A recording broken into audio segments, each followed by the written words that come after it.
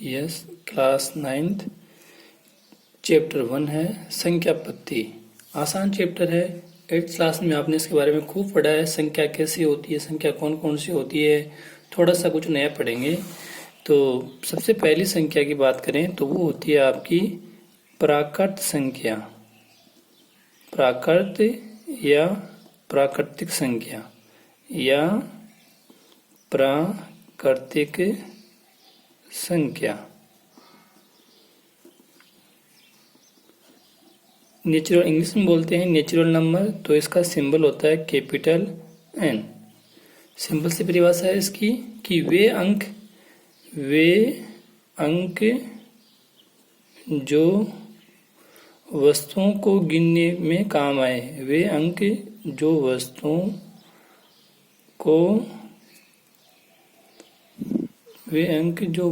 को गिनने में काम आए क्या कहलाते हैं? प्राकृत संख्या कहलाते हैं। तो इसका संख्याओं का समूह हो गया, कैपिटल एन से इसको सिंबल करते हैं।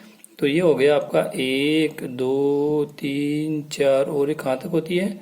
अनंत तक होती है। जितनी आपको चाहिए उतनी बड़ी संख्या ले सकते हैं। पहली संख्या है ये आपकी पहली संख्या है। फिर नंबर 2 आता है आपका पूर्ण संख्या। फिर नंबर 2 क्या है आपका? पूर्ण संख्या। नंबर 2 पूर्ण संख्या। पूर्ण को बोलते हैं होल, तो होल WHOLE, तो इसको बोलते, इसका सिंबल हो गया W। तो यदि प्राकृत संख्या में शून्य को शामिल कर लें, शून्य को शामिल कर ले तो बना समूह, जो समूह बनेगा, जो ग्रुप बनेगा, वो कौन सा कहलाएगा? पूर्ण संख्या कहलाएगा। यानी कैपिटल W का जो ग्रुप हो गया वो हो गया 0 से 0 1 2 3 4 से कहाँ तक आपका? अनंत तक। पहला वे अंक जो वस्तुओं गिनने के काम आते हैं प्राकृतिक संख्या कहलाएंगे। पूर्ण संख्या यदि प्राकृतिक संख्या में शून्य को और शामिल कर ले तो बना जो समूह होगा वो पूर्ण संख्या कहलाएगा। और नंबर 3 होता है आपका पूर्णांक। नंबर 3 क्या होगा आपका? पूर्णांक। नंबर 3 होगा आपका पूर्णांक। पूर्णांक को दो नाम से, एक तो इंटीजर I से, एक जेनिथ नंबर Z से भी इसको रिप्रेजेंट किया जाता है पूर्णांक को। तो ये होता है कि धनात्मक प्लस की और माइनस की ऋणात्मक, धनात्मक व ऋणात्मक, धनात्मक व ऋणात्मक, प्लस की और माइनस की धनात्मक व ऋणात्मक संख्याओं के समूह को, धनात्मक व ऋणात्मक संख्याओं के समूह को क्या कहते हैं? पूर्णांक कहा जाता है। धनात्मक प्लस की और माइनस की संख्याओं के समूह को। ठीक बीच में होता है 0, दाईं ओर होती है प्लस वाली संख्या, प्लस के 2 प्लस का 3 ऐसे अनंत तक जाता है। और बाईं ओर होती है माइनस का 1 माइनस का 2 माइनस का 3 और यहाँ पे भी कहाँ तक होता है आपका? अनंत तक होता है। माइनस का 1 सबसे बड़ी संख्या है। माइनस की सबसे बड़ी संख्या कौन है? माइनस की 1। माइनस का 2 इससे छोटा है। तो माइनस में जो संख्या जितनी बड़ी होती है वो उतनी ही छोटी होती है, जो जितनी छोटी होती है वह उतनी ही बड़ी। तो माइनस का 1 सबसे बड़ी ऋणात्मक संख्या है। I प्लस होता है धनात्मक पूर्णांक के लिए। I प्लस किसके लिए होता है? धनात्मक पूर्णांक कौन कौन से हैं? तो धनात्मक पूर्णांक आपके हुए प्लस का 1 प्लस के 2 प्लस के 3 ऐसे। और I माइनस कौन सा होता है? ऋणात्मक पूर्णांक माइनस वाले, जैसे आपके माइनस का 1 माइनस का 2 माइनस का 3 अनंत तक, ये भी अनंत तक और ये भी अनंत तक। 0 आपका न्यूट्रल पूर्णांक है। 0 क्या है? न्यूट्रल है। ना तो वो प्लस का है, ना तो आपका वो किसका है? आपका प्लस का, और ना ही किसका है? वो माइनस का है। न्यूट्रल है। ठीक बीच में दाईं ओर ये प्लस वाले और बाईं ओर कौन से वाले, माइनस वाले। ये नंबर 3 की संख्या हुई। नंबर 4 आपने 8वीं क्लास में खूब पढ़ा, पहला ही चैप्टर था परिमेय संख्या। परिमेय संख्या, परिमेय संख्या किसे कहते हैं? परिमेय संख्या रेशनल नंबर की वे संख्याएं जिन्हें हम P/Q के रूप में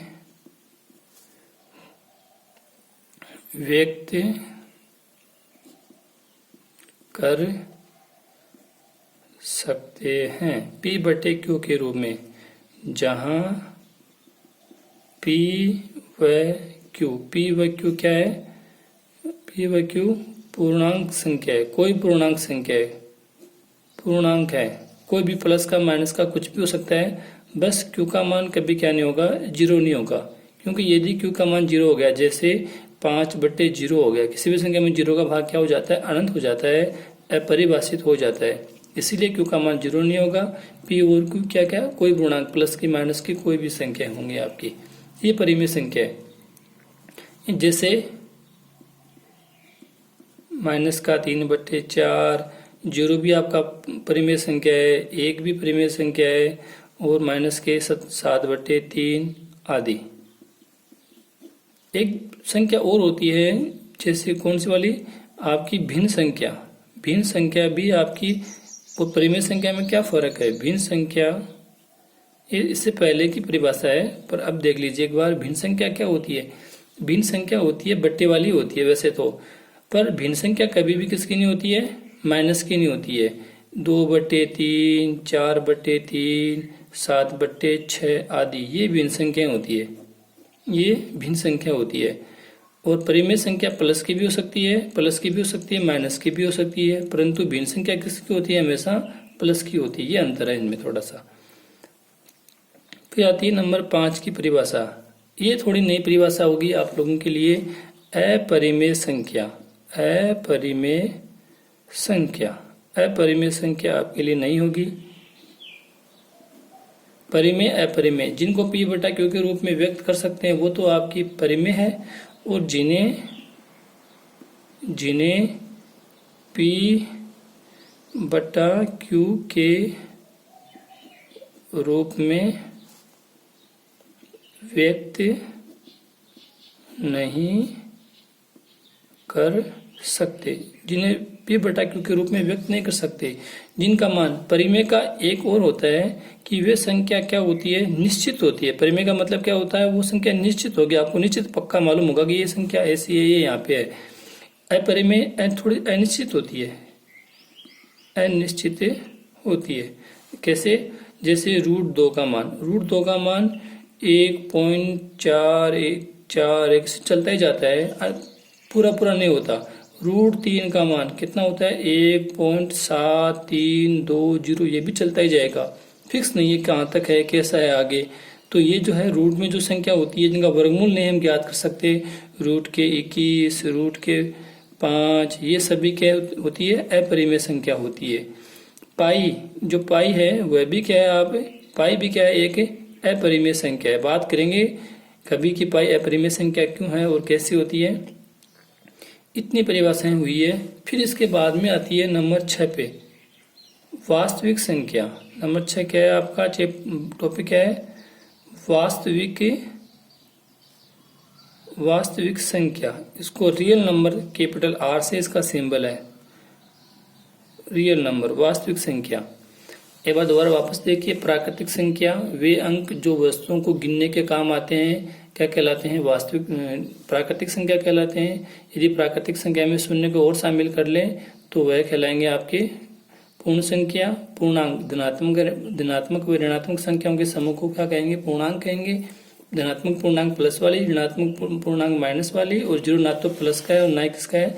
माइनस का है। परिमेय संख्या, वे संख्याएं जो P/Q के रूप में पाई जाती है वो परिमेय संख्या है। P और Q पूर्णांक है, Q का मान कभी भी 0 नहीं होगा। कारण रहा ये, क्योंकि 0 बट्टे में आया तो वह अनंत हो जाता है। ये प्लस की भी होती है, माइनस की भी होती है। परिमेय का मतलब क्या होता है? निश्चित होता है। अपरिमेय संख्या जिन्हें p बटा q के रूप में व्यक्त नहीं कर सकते, जो अनिश्चित होती है, जैसे √2, √3, √21, √5, पाई आदि। वास्तविक संख्या, ये सभी संख्या जो पांचों संख्या है, ये सभी संख्याओं का एक ग्रुप बनाया गया, उसको बोलते हैं वास्तविक संख्या। सभी संख्याएं, वे सभी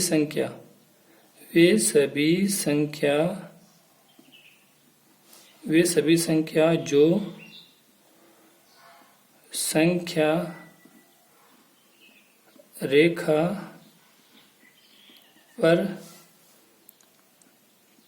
दर्शाई जा सकती है, वास्तविक संख्या कहलाती है। वास्तविक संख्या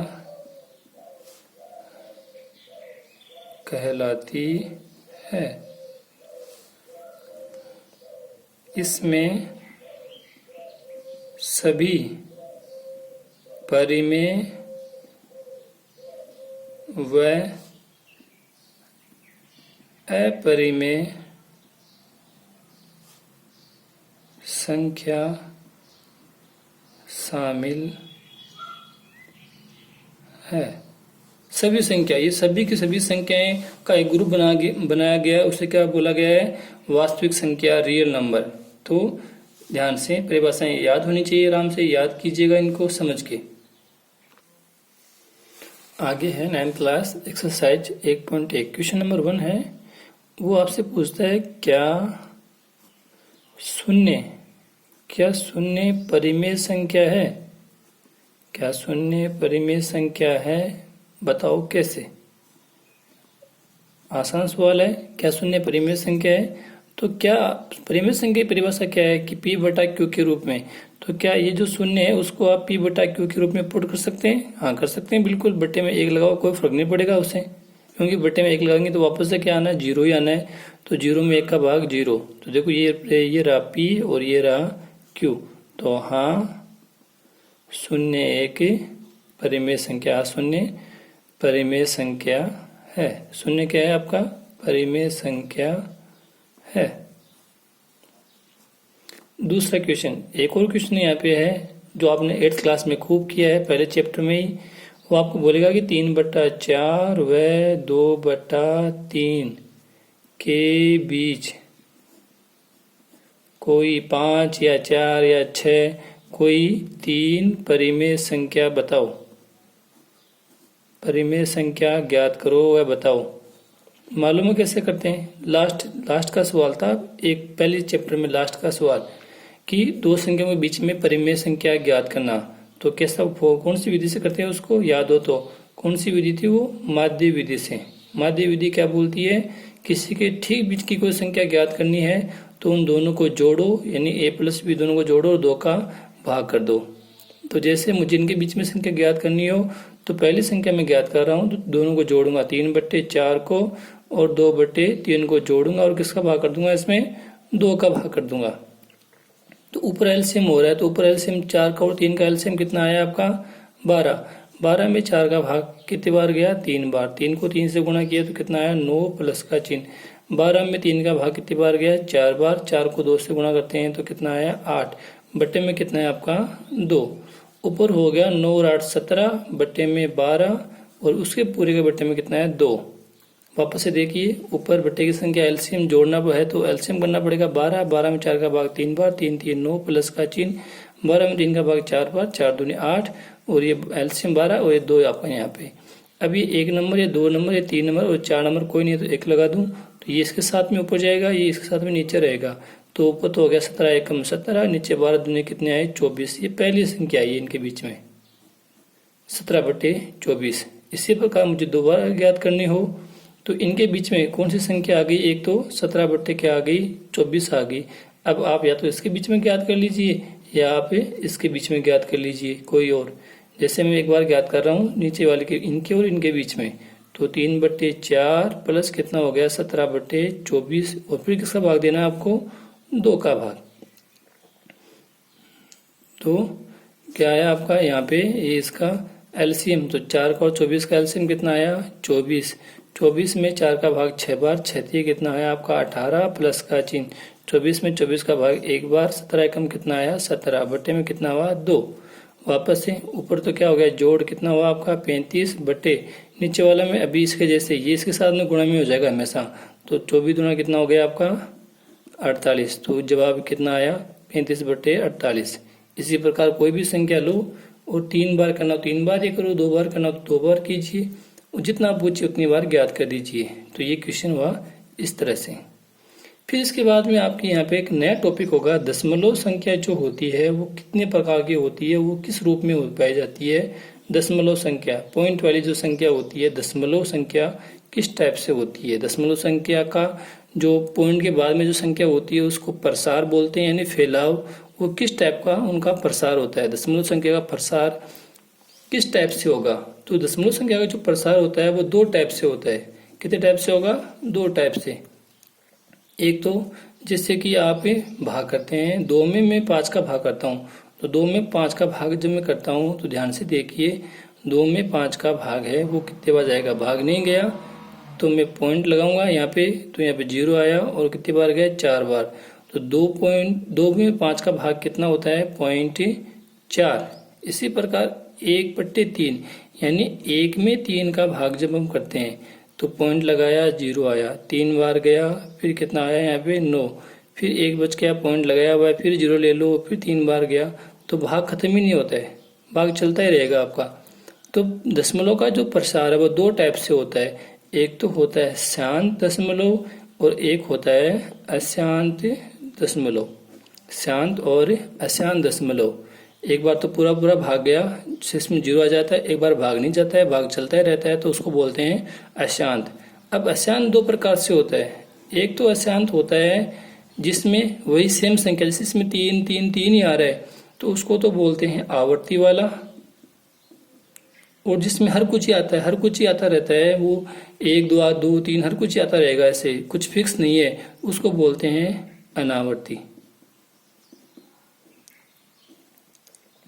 जैसे पॉइंट के बाद में 3 फिर 1 फिर 2 फिर 3 फिर 0 फिर 1 फिर 2 फिर 3 फिर 4 ऐसा हर कुछ आ रहा है, या फिर इसमें 3 3 या फिर ऐसे आया 0.31 3 1 3 1, तो ये तो हो गया आवर्ती। 3 1 3 1 आ रहा है, इसमें 3 1 आया, 2 आया, फिर 3 के बाद 0 आया, हर कुछ आ रहा है, तो इसको बोलते हैं अनावर्ती। और ये हुआ आपका आवर्ती।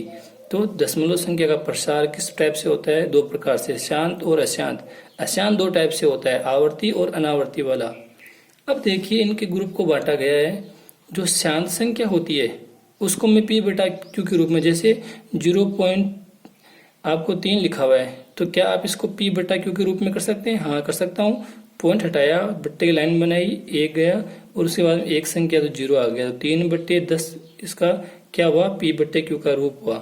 तो शांत दशमलव है वो कौन सी संख्या होगा आपका, परिमेय संख्या होगा। कौन सी संख्या होगा, परिमेय संख्या होगा।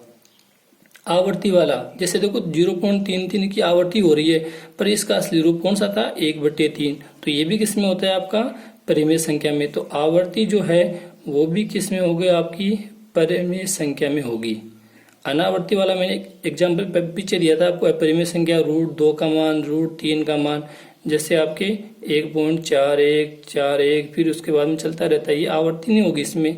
यहाँ पे मान आने के बाद में यहाँ पे कुछ आ जाएगा, जैसे 2 0 ऐसे कुछ ही, इसमें 1.7320 हर कुछ आएगा इसमें भी। तो ये जो संख्या होगी इनकी अनावर्ती होगी। तो यहाँ पे अशांत जो संख्या है अनावर्ती होगी, हर कुछ आएगा पॉइंट के बाद में। ये वाला किसका अकेला अपरिमेय संख्या का होगा, ये किसका होगा आपका अपरिमेय संख्या का होगा। वापस से देखिए दशमलव संख्या का प्रसार नई चीज है आपके लिए, ध्यान से 2 टाइप से, शांत और अशांत। दशमलव 2 में 5 का भाग 0 कितना आया 4 आया, तो ये शांत दशमलव है। अशांत 1 में 3 का भाग चलता ही जा रहा है, तो वो अशांत दशमलव है। अशांत 2 टाइप से होते हैं, आवर्ती और अनावर्ती। आवर्ती जिसमें बार बार वही संख्या रिपीट होती है, अनावर्ती जिसमें हर कुछ आता रहता है वो अनावर्ती है। तो शांत वाले को p बटा q के रूप में कर सकते हैं। देखो 3/10, 0.3 को मैंने किया, पॉइंट हटाया, 1 आया, फिर 0 आया, 3/10, तो ये परिमेय संख्या होगी। और आवर्ती जैसे देखो 0.33 आता रहा, पर ये 1/3 में 1/3 का ही रूप है, तो ये भी परिमेय संख्या p/q का रूप है। अनावर्ती जो है वो अपरिमेय संख्या का रूप में होती है। तो शांत संख्या परिमेय, अशांत आवर्ती परिमेय और अशांत अनावर्ती क्या होगी, आपकी अपरिमेय संख्या होगी। ये थोड़ा सा ध्यान रखने वाली चीज है।